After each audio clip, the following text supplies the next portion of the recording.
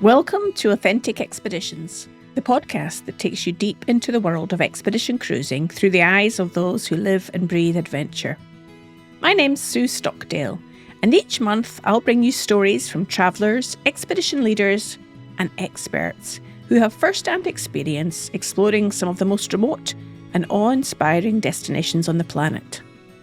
From the frozen landscapes of Antarctica and the Arctic to the unique biodiversity of the Galapagos, we'll uncover what it's really like to embark on an expedition cruise and why these journeys are about so much more than just the destination. Throughout this series, you'll hear from an incredible lineup of guests, sharing their insights, experiences, and unexpected moments that make these voyages so extraordinary. Here's a sneak peek of what's to come. Firstly, Ashley Perrin, an experienced expedition leader, knows that adaptability is key to successful adventure. I'm pretty forthright and transparent. I tell them straight off to tear up that itinerary and not come to me with that itinerary in their hands because it won't go well for them. And the reason being is it sets expectations that you can't fulfill. And they're going to really enjoy the experience if they just let it all go and just let the people who are good at their job perform their job. So we don't have control. And I think in our daily lives, we think we have tons of control.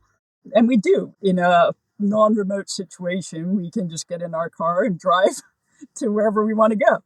So I would say let go of expectations, be flexible, and trust that the expedition leader and the team have your best interest at heart and that you're going to have a fabulous trip. And if you do all those things, you're going to be in the expedition mindset. And that's key for everybody on the voyage, because I have seen passengers impact other passengers' experience by not just being able to let go. Her perspective highlights a crucial mindset for expedition cruising: letting go of rigid expectations and trusting in the expertise of those guiding the journey. It's a powerful reminder that the best experiences often come when we surrender control and embrace the unknown. Next, glaciologist Leo Decaux shares the sobering reality of our changing world and the dramatic shifts happening in polar regions. When we are in Svalbard, generally I'm showing to the tourists when we are on a Zodiac cruise in front of a glacier front, our position on my GPS. And I'm telling them, okay, so where are we now? And then they are telling me, but we are on the glacier. And I say, yes, so why is that? And actually, the map that I have on the GPS in purpose is 10 years old. But the glacier here, they retreat in average between 100 and 200 meters per year. So it's very, very fast. As Svalbard is the fastest warming places on Earth. So it's 7 times more than the global average. So the consequences of the global warming, not something very abstract like in France or in Europe or in other latitudes. Here you can touch it, you can see it year after year. I can see the landscape that is surrounding me changing so fast every year. So I want the people to understand that what is happening here, it's very strong, it's very dramatic, and that it does have a huge impact on our daily life, wherever we live on the world. His words bring the urgency of climate change into stark focus. It's one thing to read about global warming in the news, but quite another to witness its impact firsthand. Leo's insights remind us that the landscapes we explore today may not be the same tomorrow. And finally, Emma Ridley, who has spent decades living in the Galapagos, offers us a glimpse into extraordinary wildlife and ecosystems of this unique archipelago. Well, it's an absolutely amazing place. I never really thought I would end up living there. I went out there straight out of university for a 2-year contract. This was in 95. And so it's been quite a long time. And I just completely fell in love with the islands. They're absolutely magical.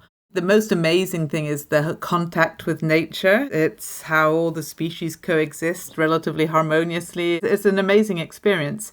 animals that have evolved for millions of years in the complete absence of predators. So when you're wandering around the islands, they completely ignore you. They're oblivious to your presence. They just continue doing what they're doing, both in and out of the water. It's an amazing experience. It's hard to describe the feeling. Emma's deep connection to the Galapagos is truly inspiring. Her reflections transport me to a world where nature thrives in harmony and humans are mere observers in a timeless ecosystem. It's a testament to the wonder of these remote places and the privilege of experiencing them. That's what we aim to do, to transport you each month to these incredible destinations, sharing the magic, the challenges, and the lessons learned along the way. As I reflect on the conversations coming up, I'm reminded of how expedition cruising is not just about travel, it's about perspective, embracing the unexpected, and deepening the appreciation for the world around us. So whether you're a seasoned explorer or just dreaming about your first adventure, or you'd like to know more about these remote places, do join us on this journey. Be sure to subscribe to Authentic Expeditions so that you never miss an episode. We'll be releasing a new one every month. And if you are as excited about it as we are, then please share the podcast with your fellow adventurers.